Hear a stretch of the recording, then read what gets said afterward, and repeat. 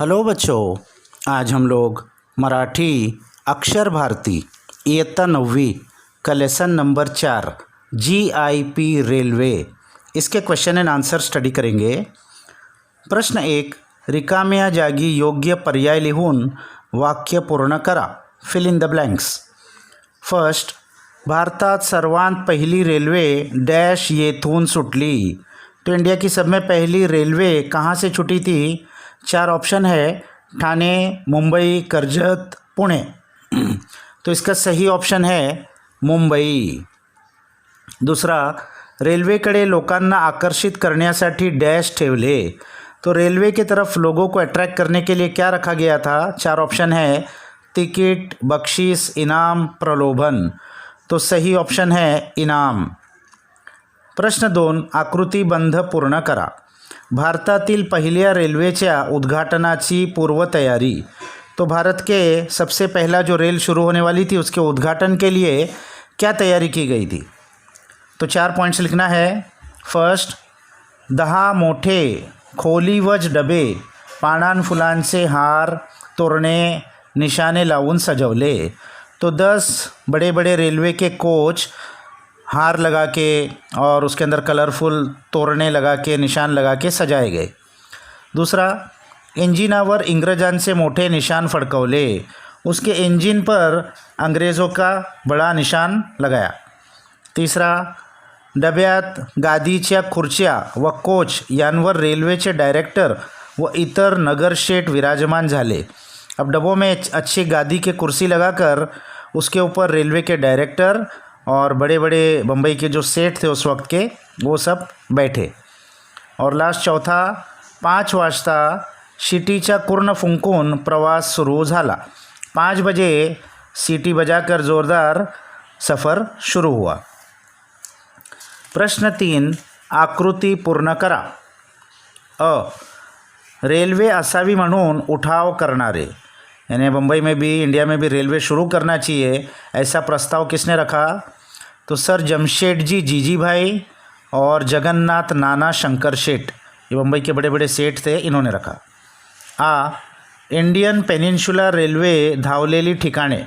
Indian peninsula railway शुरू हुई तो वो कहाँ से कहाँ तक सब में पहले चली? तो मुंबई ते ठाणे। तीसरा, रेल्वे धावण्याच्या मुहूर्ताचा दिवस व साल। रेलवे चालू हुई वो कौन सा दिन था और कौन सा साल था? तो सोमवार 18 अप्रैल सन 1853। और ई, घाट उतरण्याची सुखसोय नि सरबराई पाहण्याचे कंत्राट घेणारे। वो जो घाट उतरना पड़ता था मुंबई से पुणे रेलवे में, बीच में जो गैप था, तो वो उसका कॉन्ट्रैक्ट वहाँ पर लोगों की जो यात्री है वो लोग के लिए अच्छी फैसिलिटीज़ हो, इसका कॉन्ट्रैक्ट किसको दिया गया था? करशेठजी जमशेदजी, इस नाम के एक व्यापारी थे, उनको दिया गया था। प्रश्न 4, खालील शब्दांसाठी पाठात आलेले पर्यायी शब्द शोधून लिहा। अब ये जो वर्ड्स दिया है इसी मीनिंग का लेसन में दूसरा वर्ड आया है, तो उस वर्ड को ढूंढ के लिखना है। तो पहला है मुनीम। मुनीम के लिए लेसन में क्या वर्ड आया? कारकुन। और सरल मार्गी, सरल मार्गी के लिए क्या वर्ड आया? एकेरी। उसके बाद है आश्चर्य, आश्चर्य के लिए क्या वर्ड आया? नवल। और फिर है नवाज ले ले, उसके लिए क्या वर्ड आया? नामांकित, फेमस। फिर है फुकट, फुकट के लिए मोफत। और गम्मत, गम्मत के लिए वर्ड आया था मौज। प्रश्न 5, कारणे लिहा, गिव रिझन। अ, रेल्वेचा प्रवास धोक्याचा नाही हे पटवण्यासाठी रेल्वेच्या कारभाऱ्यांनी खूप आटापिटा केला।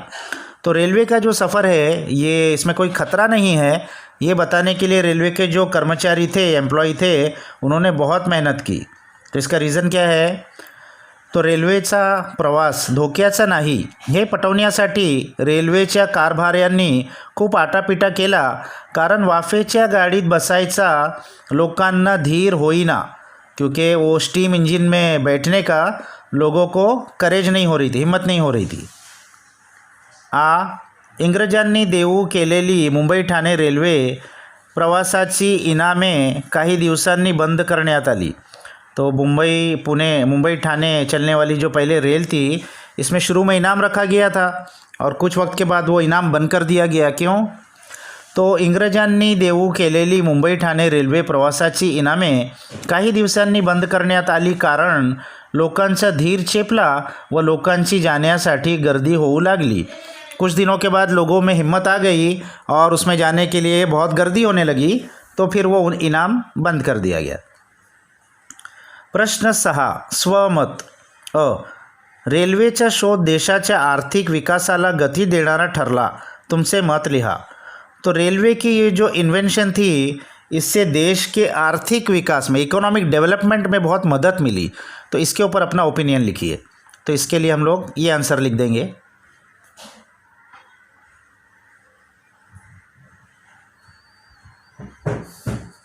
आ.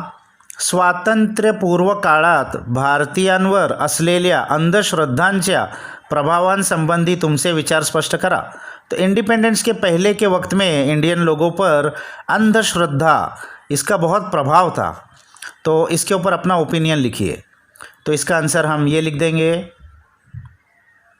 क्योंकि एजुकेशन बहुत कम था उस वक्त में, तो इसीलिए बहुत सारी अंधश्रद्धा डेवलप हो गई थी. ई. तुमच्या मते रेल्वे प्रवासाचे असलेले फायदे व तोटे सविस्तर लिहा. तो आपके ओपिनियन में रेलवे सफ़र का क्या फ़ायदा है और क्या नुकसान है, ये लिखिए. तो इसका आंसर हम ये लिख सकते हैं.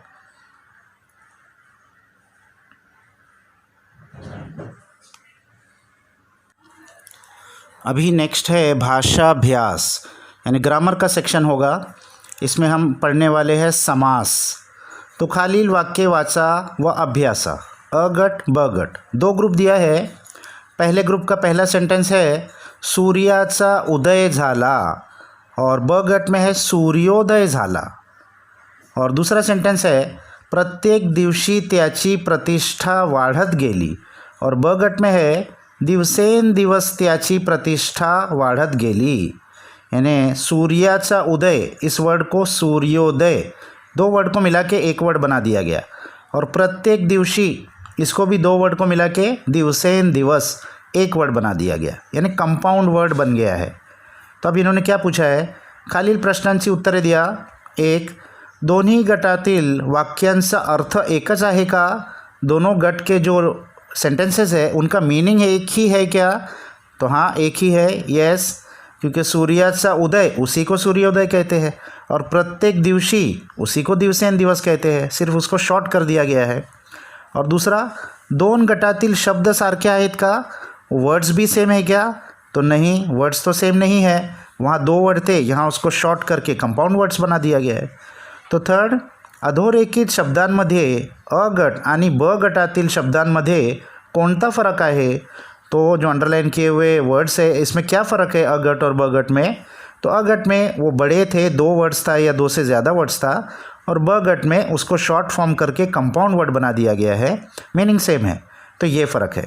तो देखो उन्होंने कैसे समझाया है. बोलण्याच्या ओघात आपण शब्दातील परस्पर संबंध दाखवणारे विभक्ती प्रत्यय गाळून सुटसुटीत असे जोडशब्द बनवतो. तो बोलण्याच्या ओघात यानी बोलने के फ्लो में हम लोग वर्ड्स का रिलेशन आपस में बताने वाले जो विभक्ति प्रत्यय होते हैं, जैसे सूर्या चा जो है, और प्रत्येक ये जो चा क लगा हुआ है, ये रिलेशन बताता है विभक्ति प्रत्यय. इसको हटाकर हम क्या कर देते हैं, गाड़ून यानी उसको हटाकर सुटसुटीत असे जोड़ शब्द बनवतो. हम लोग एक छोटा सा कंपाउंड वर्ड बना देते हैं. तो शब्दांच्या अशा एकत्रीकरणाला समास असे म्हणतात. तो वर्ड्स को इस तरीके से मिला देने से जो छोटा वर्ड बन जाता है उसको समास कहते हैं, इंग्लिश में कंपाउंड वर्ड्स. शब्दांच्या अशा एकत्रीकरणाने जो जोड शब्द तयार होतो त्याला सामासिक शब्द म्हणतात. और जो जोड़ शब्द तैयार हो गया है उस वर्ड को ग्रामर में क्या कहते हैं, सामासिक शब्द. अब एक और चीज़ दिया हुआ है समास विग्रह. सामासिक शब्द कोणत्या शब्दांपासून तयार झाला हे स्पष्ट करण्यासाठी आपण त्याची फोड करतो. अब सामासिक शब्द कौन से वर्ड से तैयार हुआ वो मालूम करने के लिए हम उसको वापस ब्रेकअप कर देते हैं. यानी यहाँ सूर्याचा उदय था, इसको जोड़कर हमने सूर्योदय ये सामासिक शब्द बना दिया. तो सूर्योदय ये समास है। अब इस समास को ये कौन से वर्ड से बना हुआ है, तो रिवर्स में फिर से आ जाएंगे। सूर्योदय किससे बना था, सूर्याचा उदय। तो इसको ब्रेक करके समास को फिर से बताएंगे तो उसको कहते हैं विग्रह। तो या फोड करून दाखविण्याच्या पद्धतीला विग्रह म्हणतात। वर ब गटात सामासिक शब्द आहेत तर अ गटात विग्रह आहे। तो ऊपर ब गट में सामासिक शब्द है सूर्योदय और दिवसेन दिवस, और अ गट में उसका विग्रह है सूर्याचा उदय और प्रत्येक दिवशी। तो समास के बारे में ये बेसिक इंट्रोडक्शन यहाँ दी हुई है। आगे हम लोग इसको और डिटेल में इसका विग्रह भी देखेंगे और इसके डिफरेंट टाइप्स भी देखेंगे। तो जब तक के लिए बाय बाय।